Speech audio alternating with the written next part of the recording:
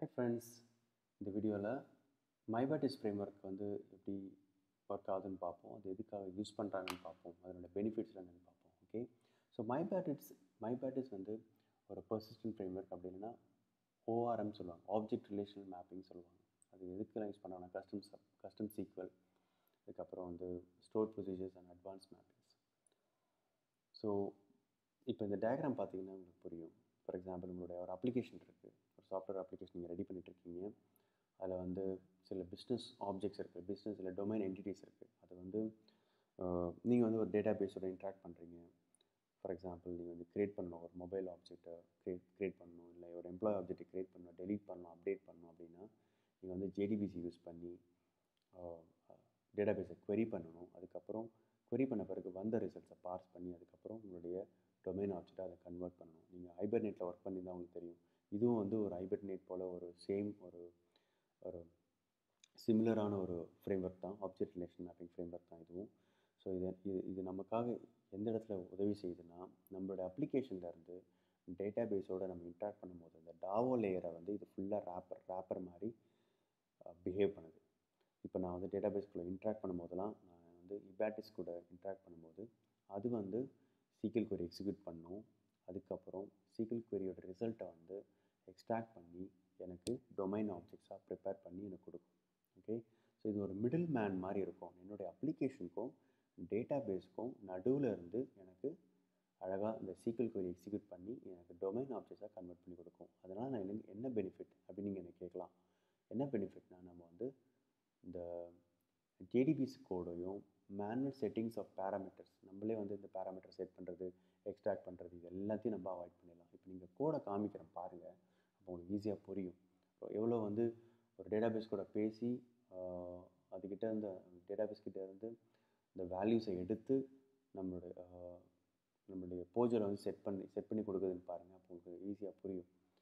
So இன்னொரு விஷயம் என்னென்னா, இது வந்து ஜாவா, ரூபி, C#, Microsoft.NET வந்து இந்த ப்ரோக்ராமிங் லாங்குவேஜ் சப்போர்ட் பண்ணுது. அது மட்டும் இல்லாமல் இது ஒரு ஃப்ரீ ஓப்பன் சோர்ஸ்.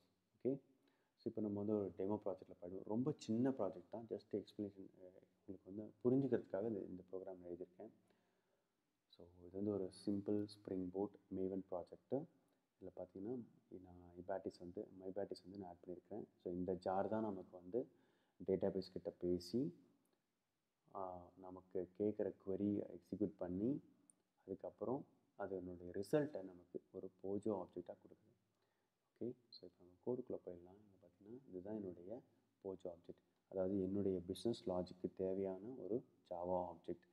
இதுதான் எனக்கு முக்கியம். ஓகே, டேட்டாபேஸ் query எப்படி எக்ஸிக்யூட் ஆகுது, அது எப்படி பார்ஸ் பண்ணுறாங்க, அது எனக்கு தேவையில்லை. அது வந்து என்னுடைய ஃபோக்கஸ் கிடையாது. ஸோ அது ஃபுல் ரெஸ்பான்சிபிலிட்டியை நான் வந்து இபாட்டிஸ் கிட்ட நான் கொடுத்துட்டேன், அந்த ஃப்ரேம்ஒர்க் கிட்ட கொடுத்துட்டேன். ஸோ இந்த இபாட்டிஸ் என்ற ஃப்ரேம்ஒர்க் வந்து மிடில் மேனாக நின்று எனக்கு டேட்டாபேஸ் கிட்ட பேசி எனக்கு தேவையான என்டிட்டிஸை எனக்கு ரிட்டர்ன் பண்ணும். ஃபார் எக்ஸாம்பிள், இந்த ஒரு மெத்தடை பாருங்கள்.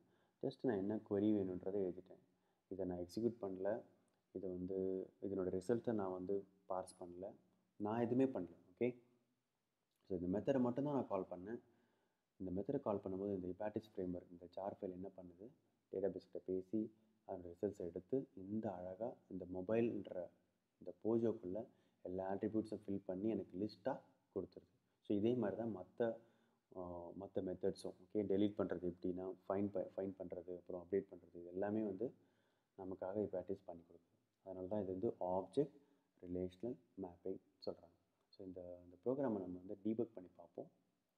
நான் வந்து உங்களுக்கு வந்து காமிக்கணும்னு ஆசைப்பட்றேன். இந்த ஃபைண்ட் ஆல் மெத்தட் நீங்கள் கால் பண்ணும்போது இந்த எப்படி அந்த ஆப்ஜெக்ட்ஸாக மாறுதுன்னு பார்ப்போம். ஓகே, ஸோ இங்கே பாருங்கள், இந்த ஃபைண்ட் ஆல் மெத்தட் நம்ம கால் பண்ணோம்.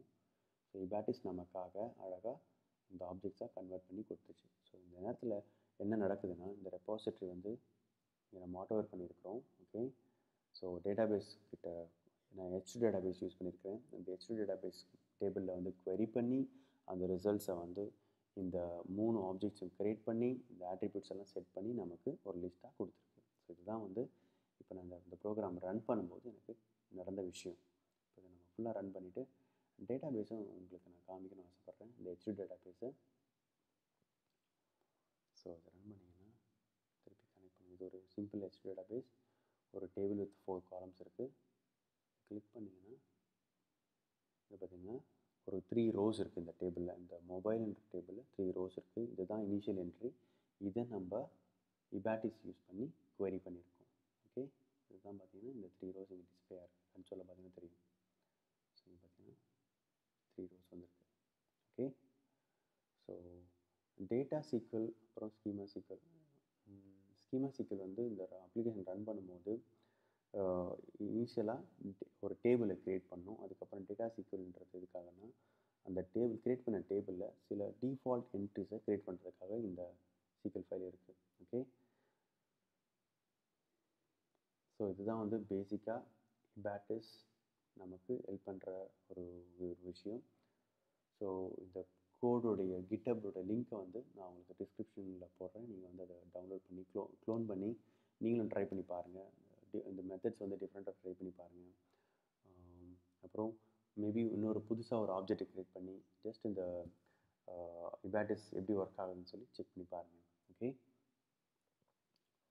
உங்களுக்கு இந்த வீடியோ பிடிச்சிருந்துச்சுன்னா லைக் பட்டன் கிளிக் பண்ணுங்கள், ஃப்ரெண்ட்ஸுக்கு ஷேர் பண்ணுங்கள். இன்னும் நிறைய நான் டெக்னிக்கல் வீடியோஸ் நான் வந்து அப்லோட் பண்ண போகிறேன். அதனால் உங்களுக்கு பிடிச்சிருந்துச்சுன்னா சப்ஸ்கிரைப் பண்ணுங்கள். இல்லை ஏதாவது கமெண்ட்ஸ் இருக்குது, இல்லை ஃபீட்பேக் இருக்குது அப்படின்னு சொன்னீங்கன்னா ப்ளீஸ் இந்த கமெண்ட் செக்ஷனில் எனக்கு போடுங்க. Okay, thank you so much for your time and all the best for your career. Thank you.